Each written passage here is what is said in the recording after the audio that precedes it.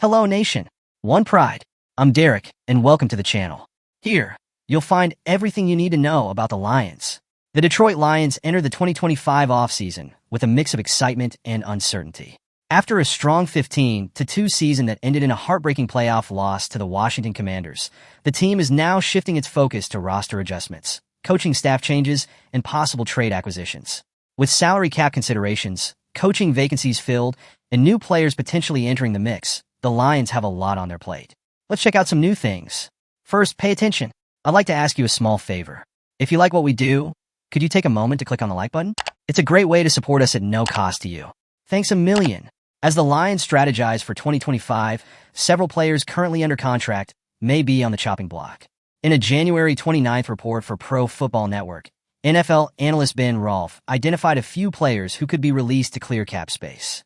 One of the names mentioned is wide receiver and return specialist Khalif Raymond, who has become a fan favorite in Detroit.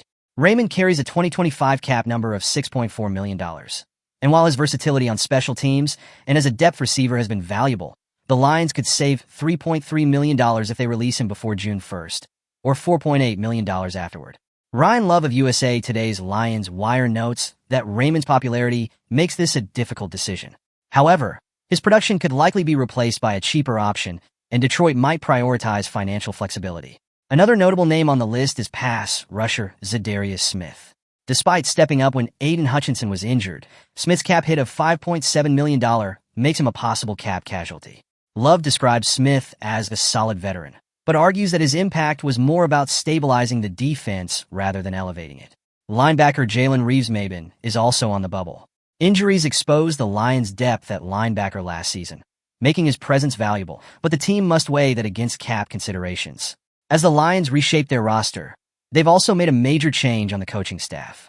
With former offensive coordinator Ben Johnson leaving to become the head coach of the Chicago Bears, the Lions turn to a familiar face, John Morton, to take over the role.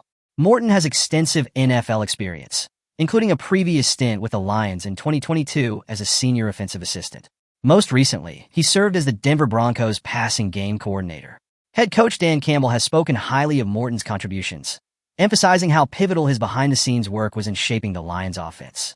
One key factor in Morton's hire is his familiarity with quarterback Jared Goff and the offensive system in place. Campbell expressed a desire to maintain continuity, allowing Goff to continue building on his MVP-caliber 2024 season, where he posted career highs in touchdowns, 37, and completion percentage, 72.4%. With Morton at the helm, the Lions aim to keep their high-scoring attack intact, making strategic additions to enhance their offensive firepower. Well, Detroit's secondary underwent a major overhaul in 2024 with the acquisitions of Carlton Davis, Amick Robertson, Terrion Arnold, and Ennis Rakestraw. However, with Davis hitting free agency, the Lions may look to add another cornerback in the draft. One name that has been linked to the Lions is East Carolina's Siobhan Revel Jr. In a recent Pro Football Focus mock draft, Josh Liskiewicz projected Revel to Detroit, citing his elite 2023 season, in which he forced incompletions on 26% of passes thrown his way. At 6'3", Revel has the size and physicality to excel in Detroit's press-man coverage scheme. His ability to disrupt routes at the line of scrimmage makes him an appealing prospect for the Lions. Revel's stock took a hit after he tore his ACL early in the 2024 season. However, before the injury, he had already recorded 2 interceptions in 3 games, including a pick-6. While some teams might be hesitant due to his medical history, the Lions have a track record of taking calculated risks on injured prospects. The NFL Combine will be critical for him, as teams assess his recovery progress. If the Lions choose not to prioritize an edge rusher in the first round, Revel could be a strong selection to bolster their secondary depth.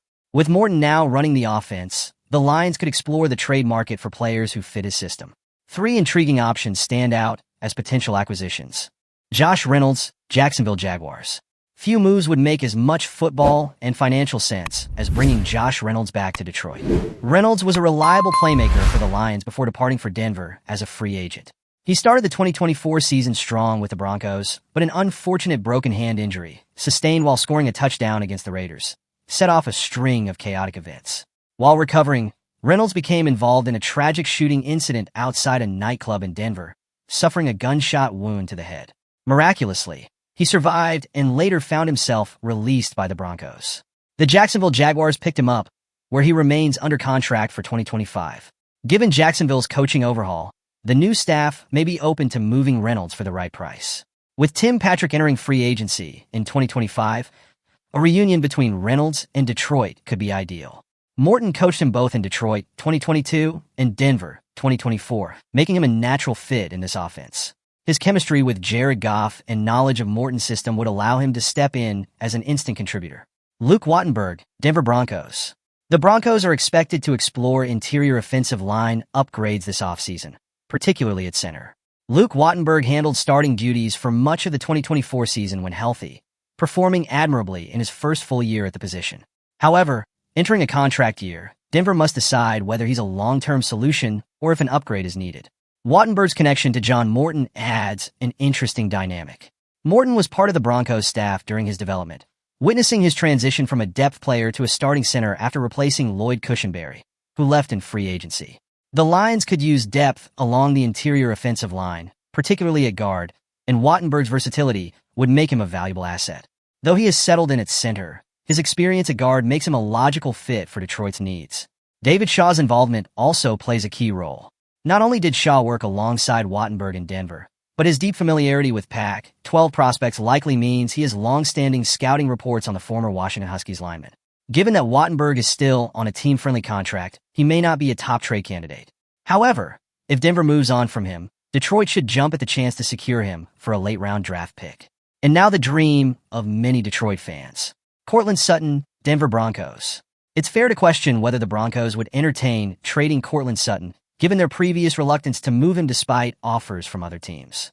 Adding to the complexity, wide receiver is a need for Denver heading into the 2025 season. However, the Lions could make an attractive offer that changes the equation. Under GM Brad Holmes and HC Dan Campbell, Detroit has become a landing spot for former Broncos, a trend that could continue with John Morton and David Shaw now in the fold. Sutton, a big-bodied ex-receiver, would be an outstanding complement to Detroit's receiving core. Pairing him with Amon-Ra St. Brown, slot, and Jameson Williams, Z receiver, would create a dynamic trio capable of stretching defenses at every level. Financially, Sutton's $13 million cap hit is reasonable for a player of his caliber, especially one who has tallied 18 touchdowns over the past 2 seasons. His red zone dominance and contested catchability would provide Goff with a reliable target in crucial situations, making him a significant upgrade over Tim Patrick or Josh Reynolds. Though Denver may be reluctant to part with him, the right trade package could convince them otherwise. Given Sutton's fit in Morton's scheme, his acquisition would be a major boost for the Lions' offensive firepower. In your opinion, which of these names should be cut, and which player would fit perfectly in Detroit? Who should Brad Holmes bring? Leave a comment. Remember to support the channel. Leave your like and subscribe. Don't miss any update, news, or insight about the Lions. Always stay ahead. See you soon.